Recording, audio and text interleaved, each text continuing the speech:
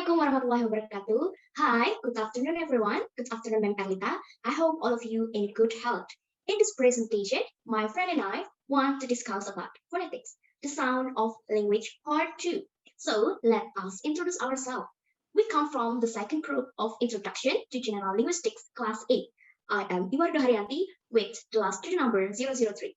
Okay, before we start it, let me check what is discussed in this presentation.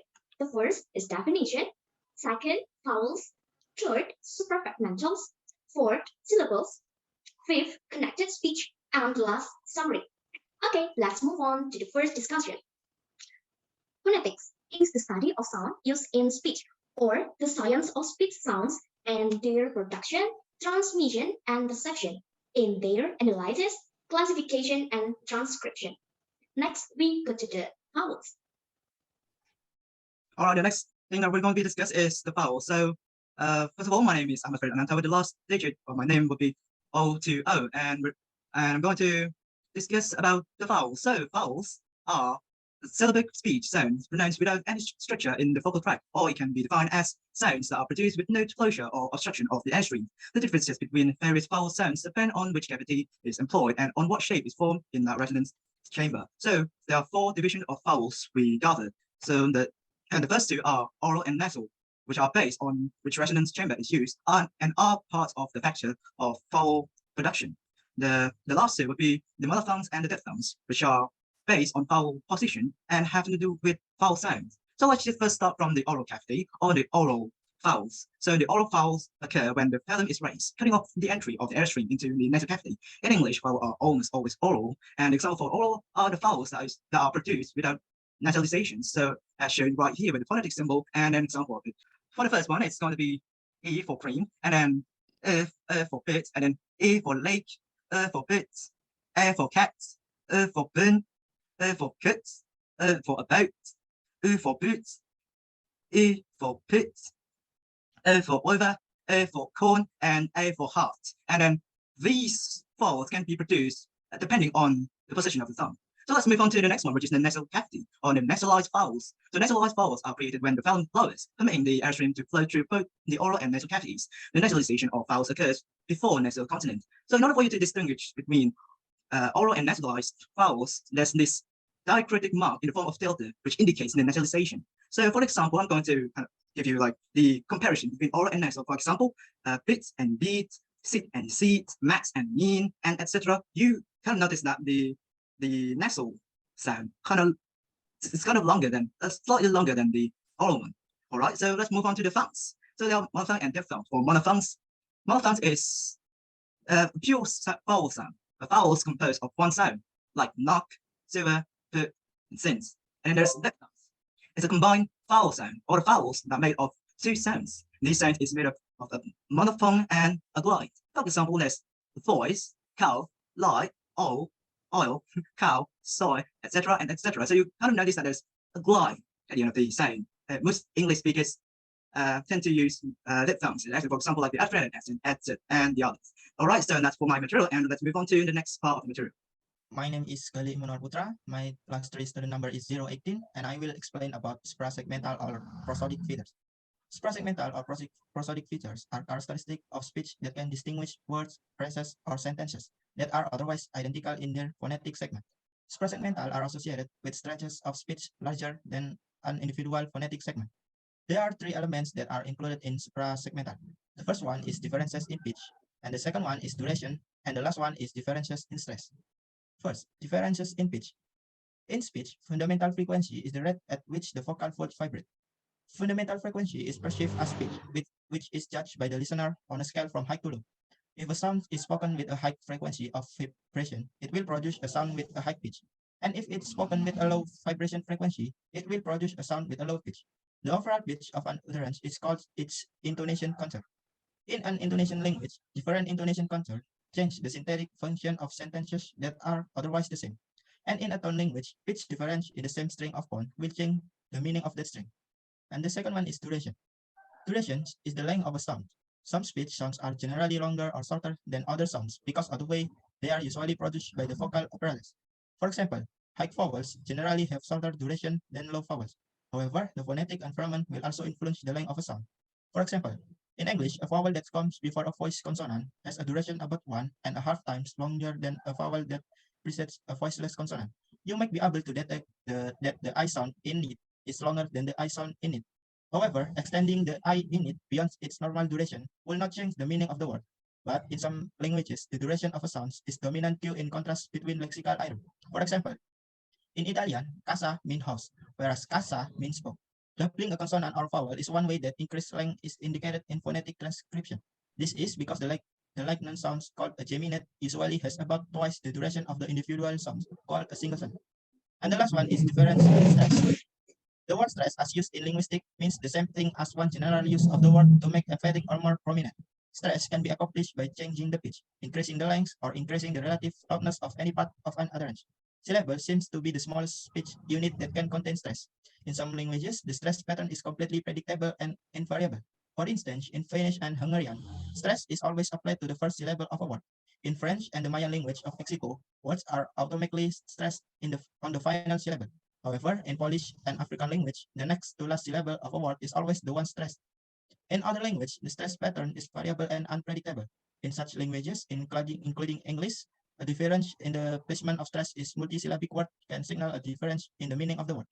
The English speaker intuitively recognizes at least three possible levels of stress. They are primary, also called accent or main stress, and secondary, and the last one is unstressed. And that's the explanation of suprasegmental. Move to the next part. So I'm going to explain the next part, which is syllables. But before that, I would like to introduce myself. My name is Mochammad Ferdiansyah. This is the last standard to the number 022. So what is syllabus? Syllable is a unit of pronunciation that having one vowel sound with or without surrounding consonants that forming the whole or a part of a word. So in this topic, syllabus will be fit into 4 sections. The first one is syllable consonants. The second one is closed syllables. The third one is open syllables. And the last one is silent letter. So let's get started with the first one, which is syllabic consonants. So what is the syllabic consonant means? Syllabic consonant is a consonant that forms a syllable on its own. Syllabic consonant is divided into 2 parts. The first one is with their critical mark, like L, M, N, and R with the and a dot in it. For example of the diacritical mark is, as you can see here, we have brother, person, second, and hazel. And the next one is with schwa, with the phonetic sounds A upside down, like and un. For example, balloon, analysis, and family. And next move to the next one, which is closed syllables. So closed syllable is a syllable that ends with a consonant and has a short vowel, like mat and cup. And the next one is open syllables. So open syllable is a syllable that ends with a vowel and has a long vowel, like lake and sea. And the last one is silent letter. So silent letter is a letter or letter combination of the alphabet that is usually not pronounced as a word. Not pronounced in a word, such as castle with silent T, island with silent S, and listen with silent T. So that's all about the syllable explanation. Let's move to the next topic. Okay, hello everyone. My name is Aisyah Rahma with the 3 last student number 025. Okay, now we have connected speech.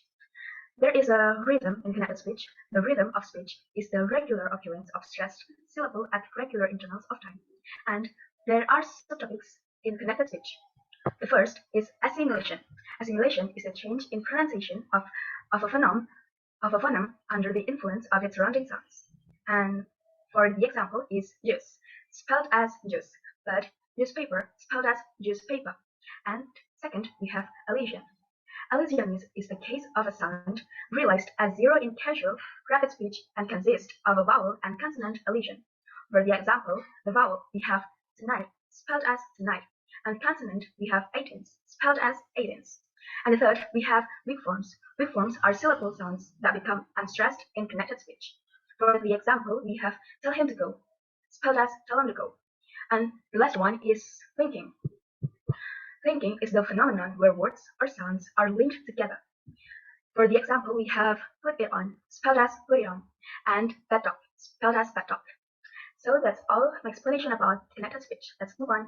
All right, hello everyone. My name is Shafna rahmadhani with the last 3-digit number 044. Now I'm going to explain the summary of this topic. Phonetics can be divided into 3 semi-interdependent areas, such as acoustic phonetics, auditory phonetics, and the subjects of this chapter, which is articulatory phonetics. Articulatory phonetics is the study of the production of speech sounds. Many natural events are basically continuous. Speech is one of these events. and the sound of an utterance are strung together with minimal gaps, yet we perceive the utterance to be made up of individual words, phrases, and sentences, and each separated by various boundaries. The articulatory phonetician segments speech into units called phones, even though a phone can be described in isolation, and in actual speech, the ideal shape of the phone will vary due to its phonetic environment. And speech sounds also are initiated by an airstream, and the airstream can then be altered when the vocal folds set into vibration. This results in a voiced sound. Part of vocal folds cause a lack of vibration and a voiceless sound, and the airstream can flow through the oral cavity exclusively and creating an oral sound, or the airstream can pass through the oral and nasal cavity, resulting in a nasal sound. If the airstream is impeded when one speech organ touches another, we say that a consonant has been produced. The momentary impediment can occur at any location from the glottis to the lips. The manner of impediment can vary from a momentary, complete blockage of the airstream to the minimal obstruction found in the production of liquid sounds. Vowels are produced when the airstream is shaped rather than obstruct. Differences in vowel sounds depend on the resonance chamber used to produce the particular vowel, either the oral cavity or the oral nasal cavities. The vowel sound is also affected by the shape of the oral chamber as modified by tongue height, tongue advancement, and lip rounding or spreading. Categories used in phonetics are ideal types. There are some consonants such as stop that come closer to the ideal definition of a consonant than do other consonants. For instance, the liquids have both vowel-like and consonant-like characteristics, and sound can be produced anywhere along the vocal tract, not just at the landmark location, but also in different pitch, duration, and stress can affect the meaning of an utterance. In addition, people do not pronounce individual words in connected speech. Connected speech is continuous, and the listener decodes the speech by knowing where words begin and end, and by knowing the rules of packaging utterance. Yes, and I'm done explaining the summary of this topic. Thank you. Thank you very much for your great attention, everyone. Thank you for your listening. It's all from us. May all those we have shared be beneficial for all of us. When you call my name, I'll be right in front of you. But we know the ending time. See you. We from the second group say thank you. Have a nice day. See you on the next presentation and goodbye.